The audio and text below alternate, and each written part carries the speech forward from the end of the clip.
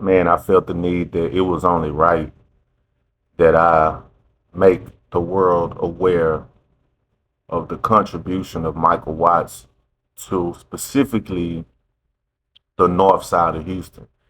And a lot of times when people pass, um, if you're not a fan of that certain field, if you're not, into the genre of music that this person was into, or whether it's a politician, if you don't follow along in what this person does, the death of this person may not be significant to you. So if you're not a fan of rap music, um, I would suggest that you stay tuned because the impact that this individual had was very significant. I'm a Houston native. I'm from a section of Houston called Homestead, which is a North Side community. In the early '90s, there was a genre of music that was on the rise in Houston known as screw music. You may have heard of screw before, and screw music is basically um, the music slowed down at a tempo that is said to match the body once you're on certain type of substances. I'm not sure about YouTube's policy, but there's a drink that is synonymous with Houston and Texas along for that matter. So the music was slowed down. Now, this music was slowed down by a DJ who lived on the south side of Houston who came up with the rap group SUC, which is called Screwed Up Click. I'm telling you all that because during that time in Houston, the North Side and South Side were mortal enemies.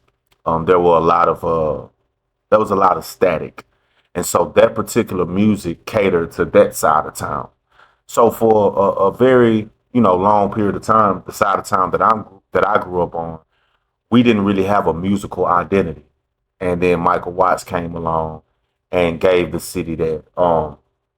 His skills as a DJ were elite. Um, Nowadays, when people say they DJ, they just put music on and they press play. Michael Watts could scratch. Everything was elite with Michael Watts, and for him to pass, it's heartbreaking because it's like that's definitely a part of Houston dying. I mean, of course, DJ Screw was the innovator of screw music. That's why it's named after him. So we're not trying to take anything away from that. But on the north side of Houston, Watts gave the Northerners their identity and gave us music to listen to, and even produced multiple platinum recording artists. Mike Jones, Slim Thug, Pow Wow, Chameleon. All of these guys came under the tutelage of Michael Watts. Michael Watts is very significant in Houston, and with him passing, like I said, part of the city has died. I remember as a young child, um, I hate to say this, but bootlegging Michael Watts Swisher House tapes just to put a few dollars in my pocket. Um,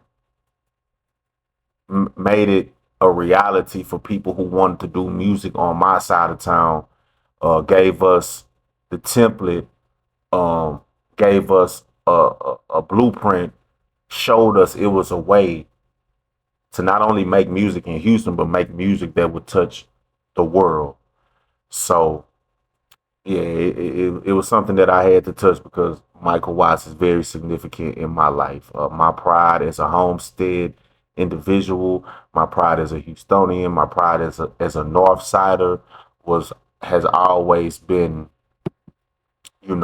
something that I pride myself on, and it's because growing up, Michael Watts made it cool to be from the North Side of Houston. Um, I love music. Music is something that I'm very passionate about. So this is something that I had to do. I had to speak on. And I know some people may look at it like, oh, he's just a rapper, but he was much more than that. He was someone who gave a side of town confidence when we really didn't have anything to identify ourselves with. So I just want to say rest in peace to Michael Watts. I appreciate the legacy that you left. Sorry for bootlegging your tapes. Wish I would have been able to get in contact with you, but your legacy will definitely live on. Rest in peace to Michael Watts, the H Town legend.